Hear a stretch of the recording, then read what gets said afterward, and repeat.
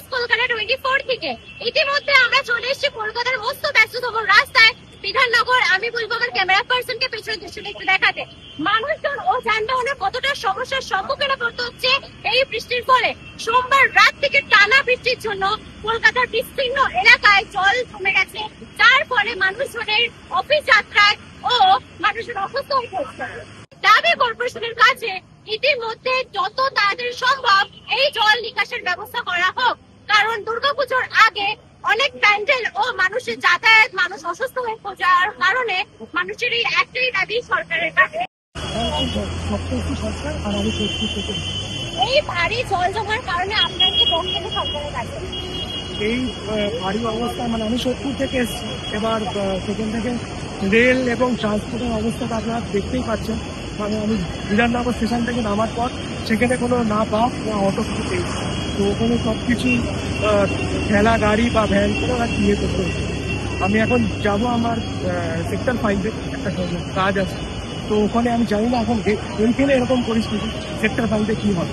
তাও আমি ইয়ে করেই জেনেছি, বুঝেছি যে এরকম অবস্থা ফেস করতে হবে, কিছু তো করার নেই, যেতে হবে।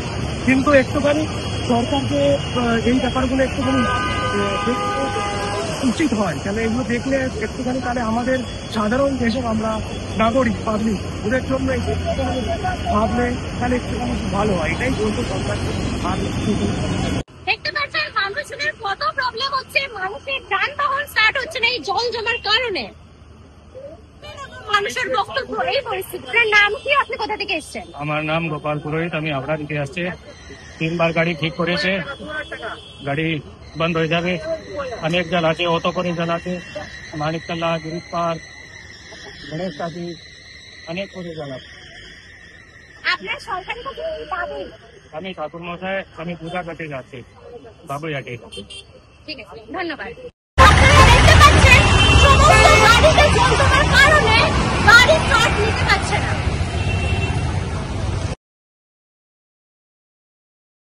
আমরা চলে এসেছি কলকাতার মস্ত ব্যস্ততম রোডে, উল্টোডাঙ্গা ভিআইপি। এখানে আমার ক্যামেরা পার্সন পেছনে দৃশ্যটা দেখাতে এত জ্যাম, মানুষের যাতায়াতের প্রবলেম হচ্ছে, মানুষ অসুস্থ হয়ে পড়ছেন। আমি একটু বলবো দেখাতে এখানে এত জল জমার কারণে আপনাদের বক্তব্য কর্পোরেশন। আমি তো এখানে ছোট থেকেই বড় হয়েছি, 2007-এর পর থেকে এরকম জল উল্টোডাঙ্গা অঞ্চলে আমি দেখি। প্রশাসনের সাথে মানে আমরা তো পুজো কমিটিরই একজন, আমরা প্রশাসনের সাথে সকাল থেকে যেভাবে কথা বললাম, যেভাবে সম্পর্ক করা হয়েছে, তারা যে আমাদের জানালো আমাদের এখানে উল্টোডাঙ্গা ধরে 3টে পাম্প আছে, 3টে পাম্পের মধ্যে 3টে পাম্প কিন্তু চালু হয়েছে, অথচ খাল ভরে যাওয়ার কারণে জল ক্লিয়ার হচ্ছে। তো সেটা এখন প্রশাসন চেষ্টা করছে যত সম্ভব।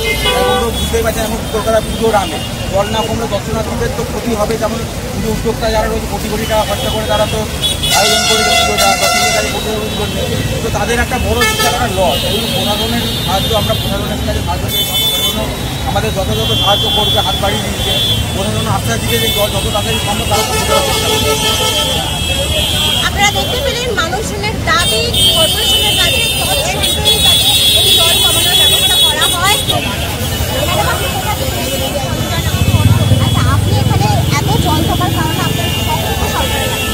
আমরা এখানে বক্তব্য ইমিডিয়েটলি ঠিক করা দরকার। এত মানুষ এত উদ্যোগে করেছি, আমরা অফিস কাছারি পুরো লাটে উঠেছি, এখন 1টা বাজে অফিসে পৌঁছতে পারিনি। এখানে একটা জলের মধ্যে একটা জলের রাস্তা সরকারের উচিত ছিল অ্যানাউন্স করছে কেউ বেরোবেন না, বেরোবেন না ওরাই তো ভালো ঠিক করার ব্যবস্থা করা উচিত। সাধারণ একই দাবি সবার কাছ থেকে আমরা শুনতে পাচ্ছি, সরকারের কাছে একটাই দাবি মানুষজনের কষ্টে এই জল যাতে নিকাশের ব্যবস্থা করা হয়। ক্যামেরা পার্সনকে বলবো বিধাননগরে জল একটু দেখাতে। এই ভারী বর্ষার কারণে মানুষজনের যানবাহনের কতটা সমস্যার সম্মুখীন করতে হচ্ছে। খবর জানতে হলে চোখ রাখতে হবে একমাত্র নিউজ কলকাতা 24-এ ইউটিউব এবং ফেসবুক পেজে। সাথে আমি সূচনা, ক্যামেরায় রিক্কি, নিউজ কলকাতা 24।